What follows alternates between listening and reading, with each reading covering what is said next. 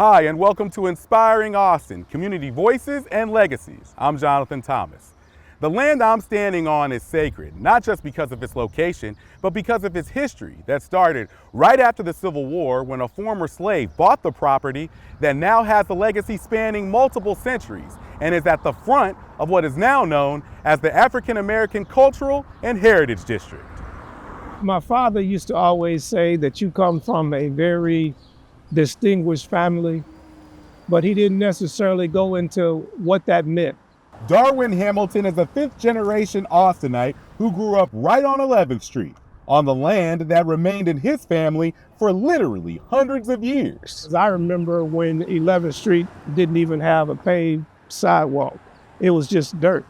I loved growing up here because of its proximity to downtown. I consider East 11th Street and I-35 the heart of the city. Long before I-35, Hamilton's great-great-grandfather, Thomas Edward Dedrick, bought this land as a former slave for $112 worth of gold and a $400 promissory note. His son, William T. Dedrick, built the house on what was then Robertson's Hill, now the gateway to East Austin. The family is one of the first emancipated people to settle in Austin, and their property became home to several businesses, staying in the family for a long time. Today, the African American Cultural Center sits on this land. Next to it is the only house that still stands, appropriately known as the Dedrick Hamilton House, now designated a historical landmark by the city. And it's an obvious source of pride for an heir of the land, Darwin Hamilton. Now, as I sit here today in 2026, knowing that this is a historical landmark because my family acquired this long before FHA, Fannie Mae. They bought this land and property in cash, in gold, right? And then passed it down from each generation down to me. And what's significant about that, when people want to know, well, what is special about this house? Well, as African Americans, often we can't point to a place and say that this is the origin of your family post-emancipation and Reconstruction. Well, I'm able to say that.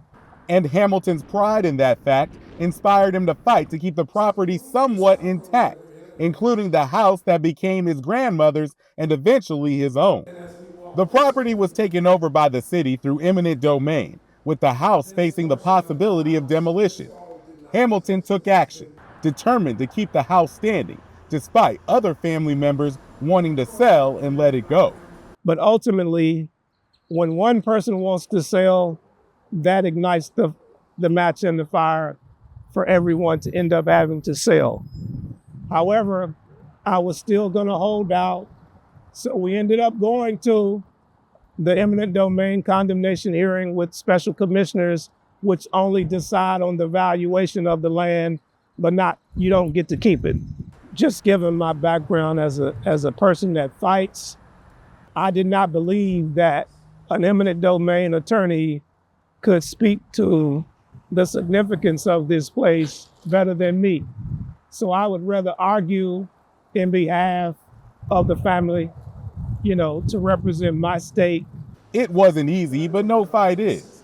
However, through perseverance, Hamilton was able to save his grandmother's house. And along the way, he learned and then showed how special and important his family is to Austin, ultimately fully understanding what his father used to tell him when he was a child. This is my legacy. This is a part of my family's legacy, and it will be here for the next 100 years or however long.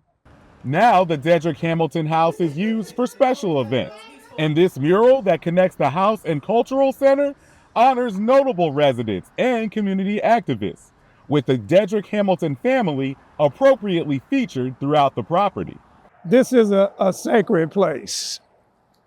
Not that it holds any religious significance, but it is a sacred place because, again, it captures the story of an African-American family and American history and an American dream. This is what remains from the 18th and the 19th century of my family. And if you don't have family history that you can point to, then at least appreciate that this is one and it is supposed to be for public use and for our community. So by that, I want those people to feel like they are welcome and that they are walking on sacred land of our ancestors, not just mine. Darwin Hamilton has a mural of his own in East Austin, an homage to him and his honorable site that was not just about a house, not just about a single family, but about the start of a community that should never be forgotten and should be cherished forever.